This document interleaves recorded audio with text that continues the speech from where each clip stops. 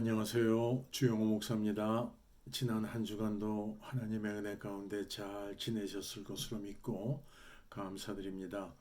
오늘은 저희가 계속해서 레위기 7장에 있는 말씀을 저희가 살펴보도록 하겠는데, 제가 제목을 속건제와 화목제가 우리에게 주는 교훈이라는 그러한 주제로 말씀을 함께 나누고자 합니다. 오늘 특별히 레위기 7장은 속건제, 즉 개인이 일상에서 하나님 앞에 지은 죄와 화목제, 또 개인이 하나님과의 개인적인 관계에 대하여서 화목해야 되는 중요성에 대한 말씀이 기록되어 있는 것이 레위기 7장입니다. 그리고 이 속건제와 화목제는 절대적으로 개인적인 것입니다. 즉 속건제는 개인이 하나님께 그 지은 죄에 대한 문제의 제사이고, 화목제 역시 그 많은 대중 가운데 그 묻힌 것이 아니라 이스라엘이나 또 성도 개개인이 하나님과의 영적인 관계에서 누리는 평화에 대하여서 드리는 감사의 제사이기 때문에 철저하게 개인적인 그 제사에 대한 말씀입니다.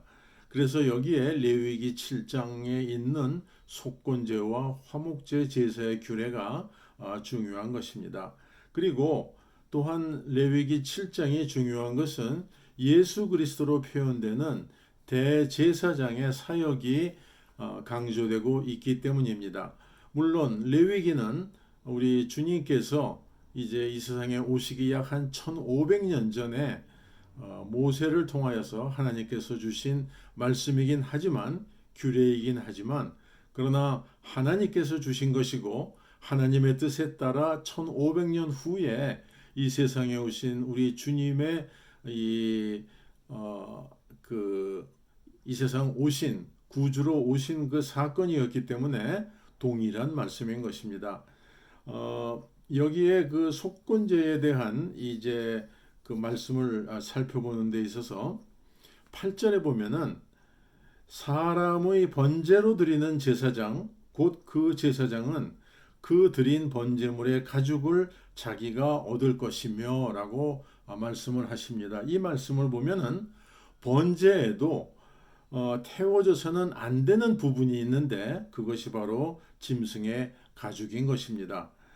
왜 이 짐승의 가죽은 태워지지 않느냐 하는 것은 그리고 이 가죽은 대제사장에게 주어져야 하는데, 바로 그것은 예수 그리스도의 의로우심으로 그가 덧입어야 함을 보여주는 것입니다. 즉 하나님께서는 예수 그리스도의 그 보혈의 흘리심으로 만족하셨기 때문에 그분의 희생의 보혈을 덧입어야 한다라는 이 말씀입니다. 그리고 대제사장뿐만이 아니라 성도들도 주님의 보혈을 덧입어야 하는 그 말씀이 마태복음 22장 11절 이하에 나와 있습니다. 즉 결혼 예식에 그 결혼 예복을 입지 않고 그곳에 들어갔던 자가 이제 쫓겨나서 슬피 울며 이를 갈미 있었다라고 하는 이 말씀을 보면은 바로 예수 그리스도의 의로움을 덧입는 것이 중요한 것이고, 바로 그것이 레위기 7장에 그 번제에 드려지는 그 희생의 가죽은 태워지는 것이 아니다라는 이 말씀을 통해서도 우리가 알 수가 있겠습니다. 그리고 화목제에 대한 말씀은 11절에서 12절에 이렇게 주어지고 있습니다. 여호와께 드릴 화목제 희생의 규례는 이러하니라.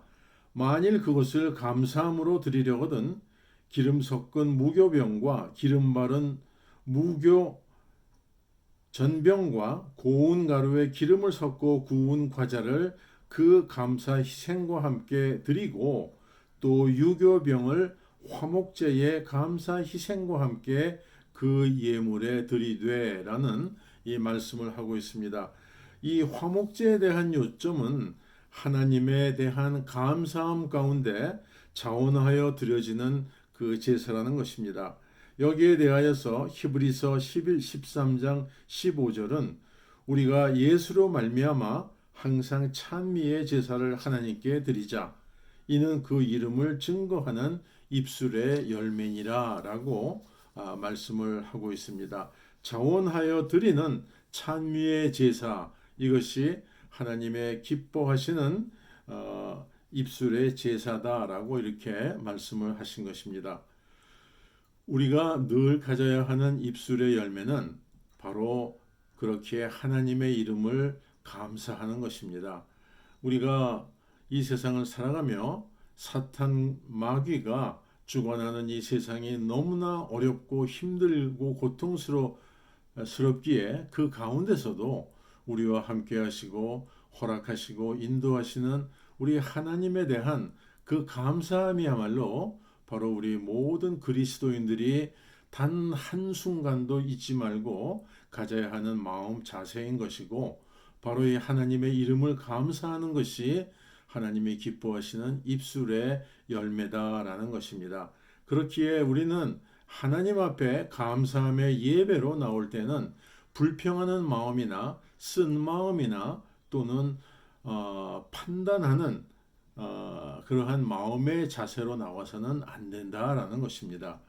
화목제 드리는 무교병과 유교병에 대한 말씀은 13절과 14절에도 주어지고 있는데요. 하나님 앞에 드려지는 것은 물론 죄가 없는 무교병으로, 즉 그 이스트가 없는, 누룩이 없는 무교병으로 드려져야 한다고 말씀합니다. 그런데 오늘 본문에는 누룩이 섞인 유교병도 화목제의 감사 희생과 함께 드리라고 하십니다. 이 뜻을 우리가 이제 알아봐야 되는데, 그러면 왜 죄를 상징하는 누룩이 들어간 유교병도 드리라고 하시는가? 이는 무교병에 대한 말씀인 12절에는 그리스도께서 우리의 화목제가 되셨음을 말씀함으로 인하여 이 예수 그리스도를 무교병의 이제 상징으로 말씀하신 것이고, 유교병이 언급된 13절에서는 죄성을 가진 우리들에 대한 말씀이기 때문입니다. 즉 하나님께 화목제로 나아가는 우리는 우리 자신이 하나님 앞에 완벽한 죄가 없는 존재이기 때문에 나갈 수 있는 것이 아니라, 물론 그렇다면 어느 누구도 우리는 하나님 앞에 나갈 수 없는 존재들이죠. 그래서 우리가 완벽하기 때문에 하나님 앞에 나아갈 수 있는 것이 아니라, 요한 1서 1장 8절에 있는 말씀과 같이 만일 우리가 죄 없다 하면 스스로 속이고 또 진리가 우리 속에 있지 아니할 것이요, 만일 우리가 우리 죄를 자백하면 저는 미쁘시고 의로우사 우리 죄를 사하시며 모든 불의에서 우리를 깨끗게 하실 것이요 라는 말씀과 같이 회개의 중요성을 말씀하고 계시는 것입니다. 내 자신이 죄인인 것을 깨닫고 하나님 앞에 회개할 때 우리는 하나님 앞에 화목제를 드리러 또 나갈 수 있는 그러한 존재가 된다라는 말씀입니다. 또한 하나님께서는 오늘 본문에서 어떠한 종류의 피든지 먹지 말라고 명령을 하십니다.